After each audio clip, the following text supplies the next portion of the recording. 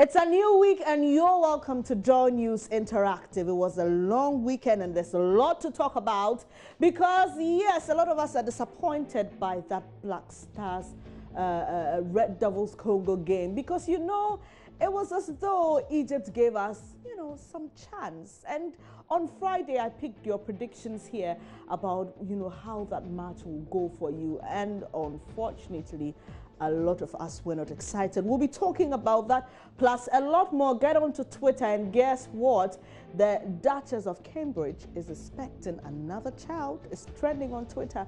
We'll be picking your feedback on that. There's more here on Joy News Interactive. You don't want to go anywhere. And get onto our Facebook page, Joy News on TV. Post your comments in the various issues that are shared on that particular page. Now, the qualification to the 2018 World Cup looks bleak for the Black Stars following that 1-1 draw with the Red Devils of Congo on Friday. Now, before that game, Egypt had was beaten by the Cranes of Uganda. So we all thought this would make the group, much more interesting and competitive, only for the Stars to struggle to beat their Congolese counterparts. Well, some people think the team needs a total overhaul.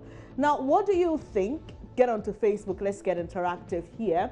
And, apart from the Black Stars game trending, another feature or angle of that game that's trending has to do with our very own Songo here at sister station Adom, and a lot of people can't wait to hear what he has to do today on his show. So I'll show you a few videos where he actually had to take cover in Kumasi because people were running after him.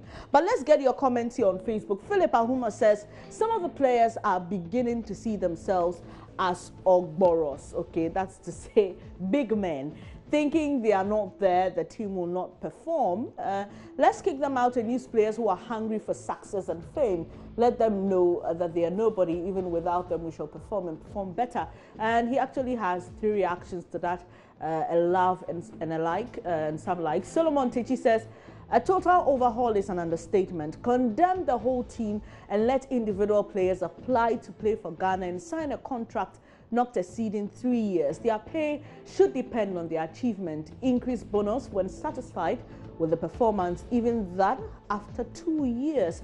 Players must be bonded in the contract to be of good behavior. They should be charged for every emotional damage caused to the nation through their actions and inactions. Management should not be spared. A very emotional Solomon Techi there. But Augustine Donko says, I am very happy that we are not participating in the World Cup in Russia. But you can write us off just like that. He's asking, why, giving us reasons for his statement. He says, because we spend stupidly to the charging of our donor partners and the citizenry. What have we achieved for the past 9 years for participating in the World Cups? And he's asking. Tekolibi Calling says, we have always known this, that the expulsion of the experienced hands from the national team will lead to nothing but defeat and shame. It is only the coach and the officials that see things differently. And Stephen Nair says, football is the greatest deception ever. He goes on to say, I cast my mind back to the 2010 World Cup and the heartbreaks and disappointment were too much. Hashtag wise up people from this deception called hashtag football. And he's shaking his head at his comment. Dab Nemo says, total overhauling is too harsh because some individual players in the team are hardworking and they need the backing of their colleagues, not political backing. Moreover, if the supposed experienced gurus in the team are not performing, well, throw them away, especially those of 30 years and above. Elvis Edu Boateng says, oh yes, the hierarchy headed by Nyantechi must be dissolved. They only think about how they'll, all right, okay. And he says Nyantechi and his coefficient team must be fired from office. We need a holistic overhaul. Terry Al says, first, the team not good enough. Second, the coach is tactically and technically inept. We should just forget about qualifying and just focus on rebuilding. And Felix Ahenkra says, the captain who turned Ghana football into politics should... Okay, that's quite harsh, Felix. I'm sorry, I cannot share your thoughts. Omega Bopepe says, to me, so far as I'm concerned, The Black Stars of Ghana don't exist. He thinks they're a bunch of corrupt people spending Ghanaians' money. And okay, he's praying they don't qualify. All right, Johnny K Senior says, I think the name of the team should be changed because the color black is bad luck. Oh, why? Why would black be bad luck? It's actually one of my favorite colors, Johnny K Senior. He thinks that the color black is what is affecting the team. Seriously. And he says he's done. Okay, so there are two replies to that. Let's quickly see what some other people are saying about Johnny K's suggestion that the blank is what is disturbing the Black Stars. Elvis Edu says, stop your primitive thinking. Black is power. He says, what kind of thinking is that? We used the name Black Stars and won 4 titles. The only African state to have achieved this feat at the time.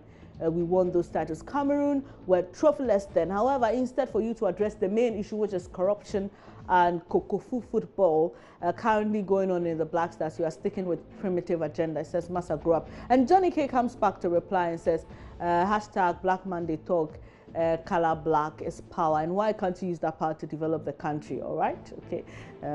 Drizzle Bannerman says, whatever I say will not matter, so I'm there. Togodi says, I think the team needs a complete, total, comprehensive and overhauling overhaul. Wow, interesting. Preeminent Zakaria says, we all agree with what Songo will say. And like I mentioned, a lot of people have their fingers crossed for this afternoon when he does his thing, Fire for Fire, on Adum TV and Adum FM. Dean says, simply put, they won't qualify, so no fighting for bonuses. And Demda Simon says, yes, abolish football in Ghana and save money. And Mohammed Zak says, demolish the team and the GFA. Don Shatter says, this whole team needs to be sacked. And Desmond Oakley says, they're just wasting taxpayers' money, should be dissolved. Craig Michael George says, the call for the overhaul of the team is long overdue. Apana Charles says, it will be well for us, but they are really killing our morale for them. Frank Scale says, David Villa still playing for Spain and Kevin Boateng and Suleiman Taria out.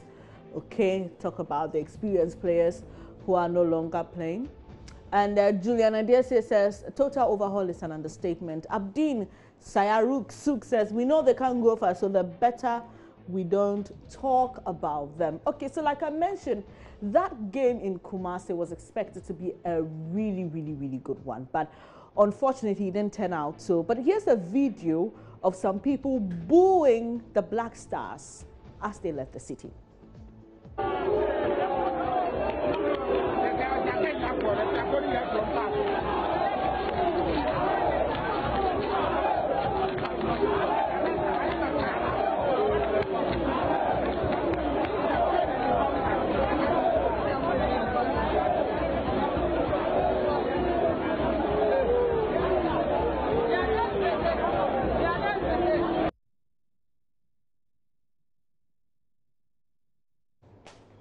So if you didn't hear that, that's actually fans of football, call them fans of Black Stars, actually booing the team, saying, our way, they don't want to have anything to do with them. But also, the hottest man in town, he's trending on social media, Captain Mansongo. Take a look at what happened to him after that match, because he couldn't even leave. Chambe. Take on the news. Okay, time is one. Right. Time that's one. I'm now back. I know the time. Come on, Madam, Ebra, na beto ka nka omu ko. They can't move quickly.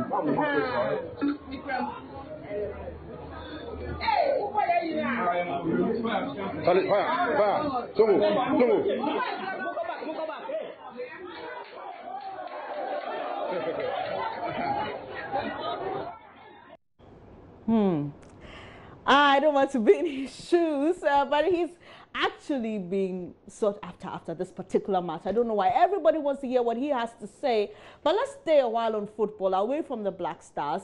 The argument about who is better, that's between Ronaldo and Messi, has taken a different twist because Messi's former playmate Xavi Hernandez has waded in. He has admitted Ronaldo is a better shooter than Messi. Do you agree with him? Let's get onto Facebook and hear what you have to say. And well, comes along with a photo that's Messi and Ronaldo. They are not enemies, you know. I think it's sometimes just like politics. The fans, you know, actually get more emotional than the two parties involved. But Evans, Yao Cornelio says, a better shooter doesn't necessarily mean the best player. Ramos is a better defender.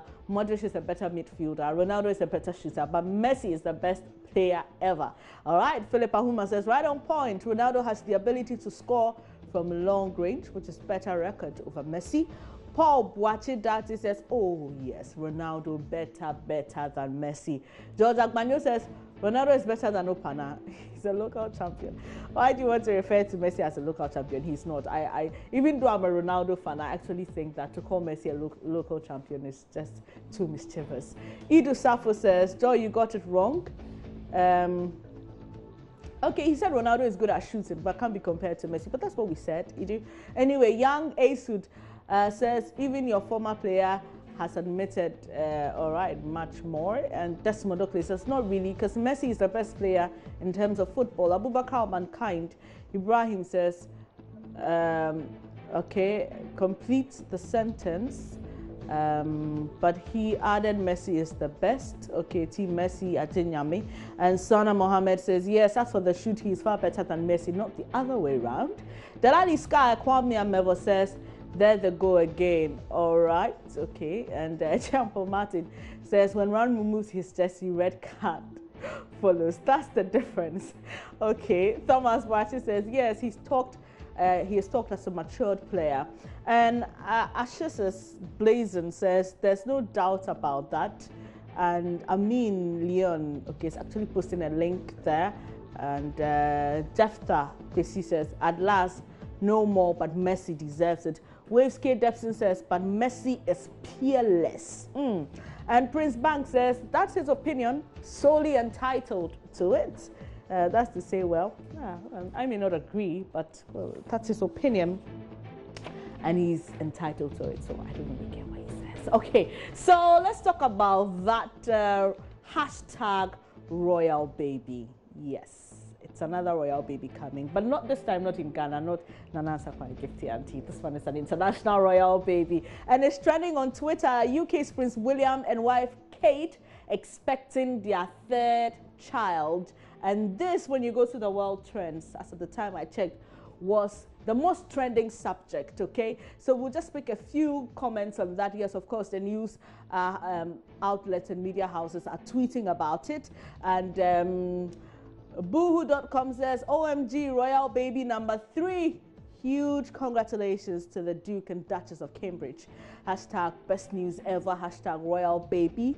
Hashtag Duchess of Cambridge. And this news comes just a few days after the death of Princess Diana. Her 20th anniversary was celebrated. And there goes any chance I had to be king. Hashtag royal baby. People are just being mischievous over there. And well, Kevin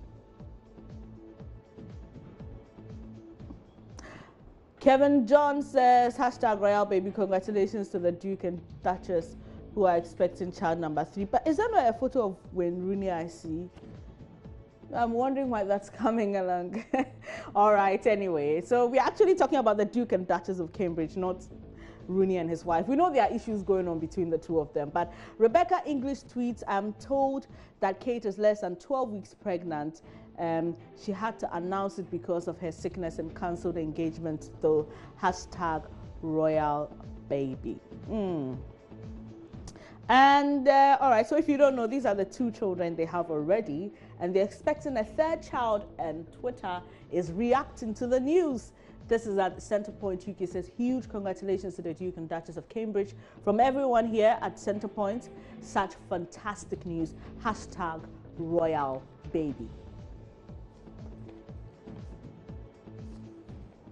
You're watching Joy News Interactive. We'll take a quick breather. We'll be back with more. Please stay with us.